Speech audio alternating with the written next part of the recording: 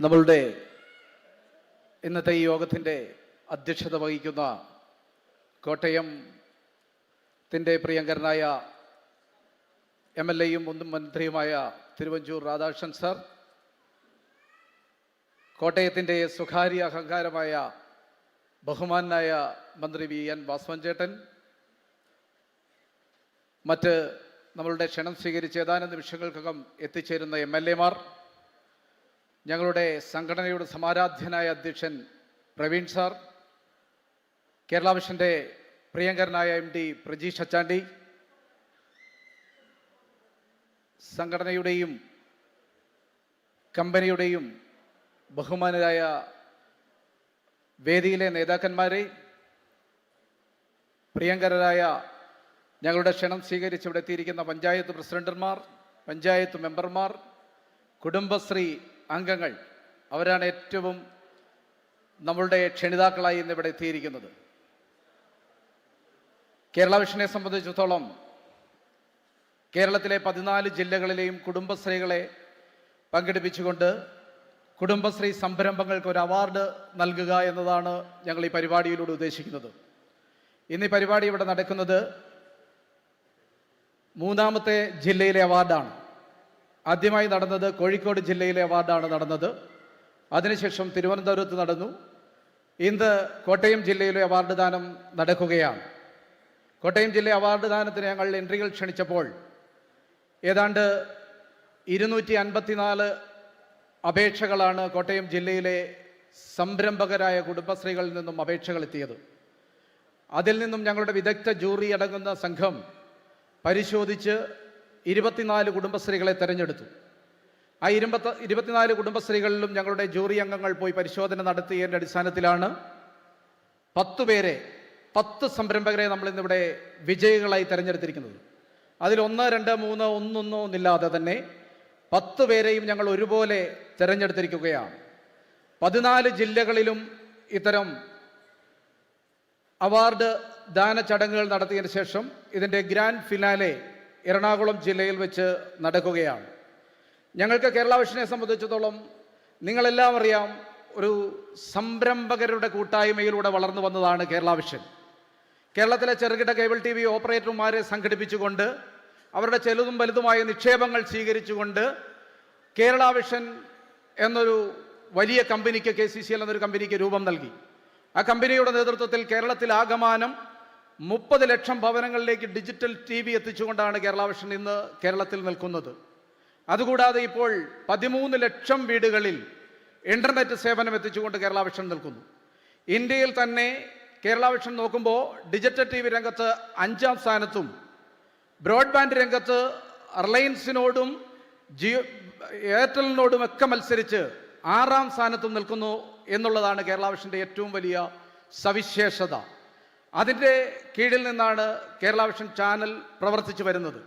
Kerala vision ചാനലിനെ സംബന്ധിച്ചിടത്തോളം ഏറ്റവും താഴേക്കിടയിൽ നിൽക്കുന്ന ആൾക്കാർക്ക് അവാർഡുകൾ കൊടുത്തുകൊണ്ട് പോകുക എന്നതാണ് ഞങ്ങൾ ഉദ്ദേശിക്കുന്നത്. ഇവിടുത്തെ വൻകിട കോർപ്പറേറ്റ് ചാനലുകളെല്ലാം തന്നെ നടത്തുന്നത് സിനിമാ മേഖലയിലും സീരിയൽ രംഗത്തുള്ളവർക്കും എല്ലാം അവാർഡ് കൊടുക്കുമ്പോൾ കേരള വിഷൻ ചെയ്യുന്നത് താഴെത്തട്ടിൽ നിന്നും എങ്ങനെ നമ്മളുടെ പ്രതിഭകളെ കണ്ടെത്താമെന്ന് നോക്കിക്കൊണ്ടാണ് അവാർഡുകൾ സംഘടിപ്പിച്ചുകൊണ്ടിരിക്കുന്നത്.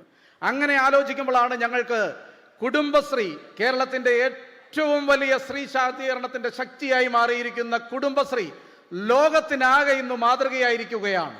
ആ കുടുംബശ്രീയിലെ സാധാരണക്കാർക്ക് ഒരു അവാർഡ് കൊടുത്തു കൊണ്ടുപോകണം എന്നാലോചിച്ചാണ് ഞങ്ങൾ ഇത്തരം ഒരു പദ്ധതിയുമായി മുന്നോട്ട് പോകുന്നത്. ആ പദ്ധതിയുമായി മുന്നോട്ട് പോകുമ്പോൾ ആദ്യം തന്നെ ഞങ്ങൾ കോഴിക്കോട് ജില്ലയിലേക്കാണ് കടന്നു വന്നത്.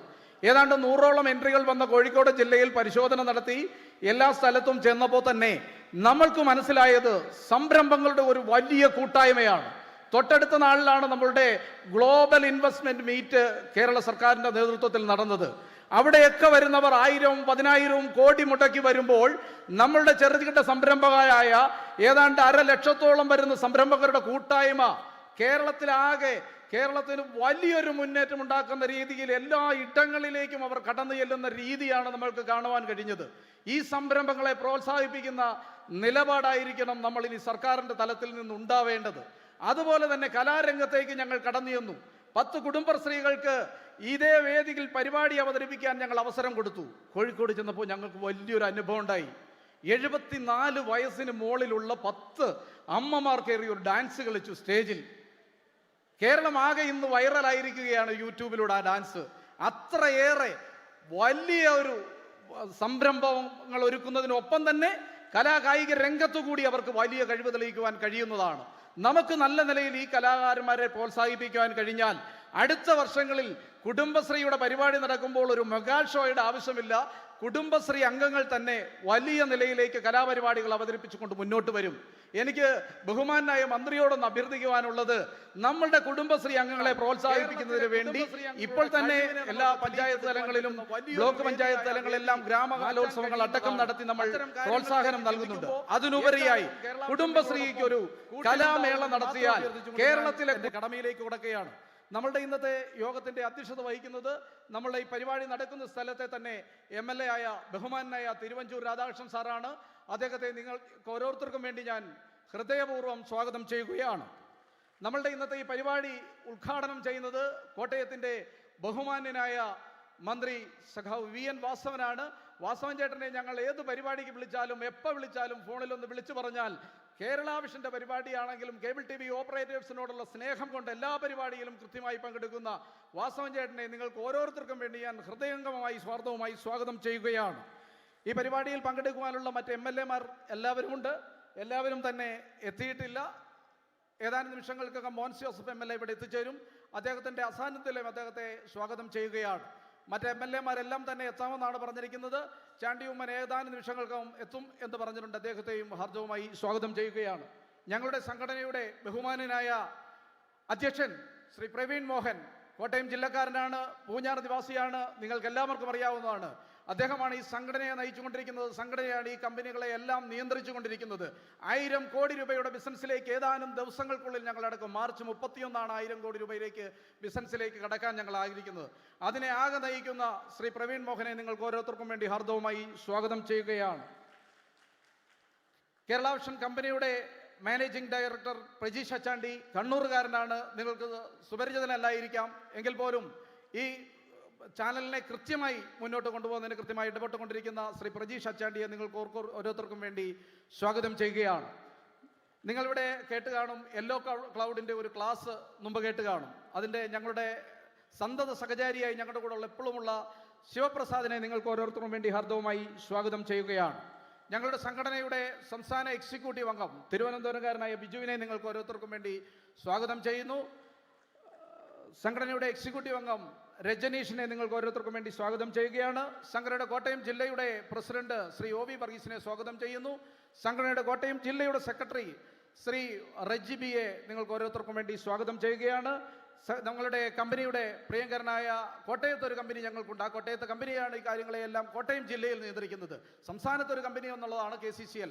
അതിൻ്റെ കീഴിൽ എല്ലാ തലങ്ങളിലും ജില്ലാ തലങ്ങളിൽ കമ്പനികളുണ്ട്. അതിൻ്റെ MD ആയി പ്രവർത്തിക്കുന്ന ശ്രീ മുഹമ്മദ് നവാസിനെ നിങ്ങൾക്ക് ഓരോരുത്തർക്കും വേണ്ടി സ്വാഗതം ചെയ്യുകയാണ്.